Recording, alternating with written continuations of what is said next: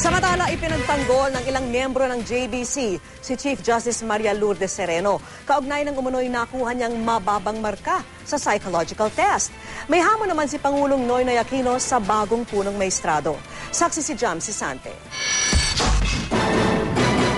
Buo ang kumpiyansa ni Pangulong Aquino sa kanyang bagong talagang Chief Justice. Sinabi niya ito kanina ng pangunahan ng paggunita sa Araw ng Mga Bayani. Umaasa akong titimbangin mo ang iyong hatol at pasya upang manumbalik ang kumpiyansa ng taong bayan sa institusyong iyong pamumunuan.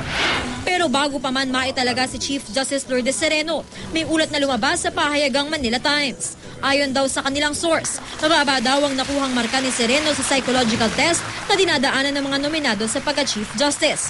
Ayon sa report, 4 daw ang kanyang marka sa scale na 1 to 5, 5 bilang ang pinakamababa. Si Sereno din daw umano ay dramatic at emotional. Tumanggi ang JBC na ilabas ang resulta ng psychological exam ni Sereno dahil highly confidential daw ito. Sabi rin ng Malacanang, hindi verified ang ulat at hindi kumpirmado ang report. Sinusubukan pa namin kunan ng reaksyon si Sereno. Pero dinepensahan siya ng isang miyembro ng Judicial and Bar Council o JBC na sumala sa mga nominado.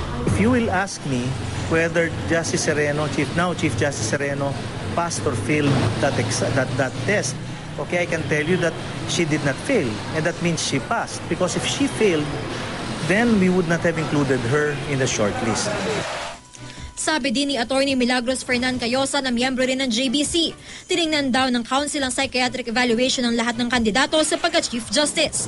At lahat daw ng kandidatong isinama sa shortlist ay tinuring nilang psychologically sound. Isa pang issue sa pagkakatalaga kay Sereno ay ang kanyang pagiging pinakabata sa mga maestrado ng Korte Suprema kung saan issue ang seniority. Hindi na rin kasi magkakaroon ng pagkakataon ng mga kasamahan niyang nakatatanda na pamunuan ng Korte Suprema. Kaya ayon sa Integrated Bar of the Philippines, kailangang makuha ni Sereno ang kumpiyansa ng senior justices. She has to reach out, she has to display patience, kasi walang mangyayaring effective reforms at hindi mag-succeed yung leadership niya kung walang suporta mismo sa mga kasamahan niya. 18 taon o hanggang taong 2030 pa bago magretiro si Sereno. Isa sa pinakamahaba pag nagkataon sa kasaysayan ng Korte Suprema. Pero sa pananaw ng isang political analyst, makakabuti rin daw ang mahabang termino ni Sereno para sa reforma. Kasi yung reforms na kailangan gawin, at least 10 years worth of reforms yon. To pursue reforms, kailangan ng time, kailangan ng patience, diba? So sa tingin ko, Chief Justice Sereno will be able to do that. Sa susunod na Lunes, muling magpupulong ang JBC na pamumunuan na ni Sereno para pag-usapan ang proseso ng pagpili ng Associate Justice na uupo sa pwestong iniwan ni Sereno. Sabi ni Attorney Mejia, pwede pa raw makapasok sa listahan si Justice Secretary Laila De Lima.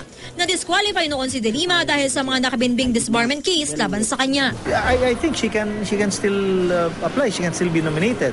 Then maybe this time she will have an elbow room, so to speak, in attending to whatever she has to attend to with respect to her cases. Ako si Jam Sisante, ang inyong saksi.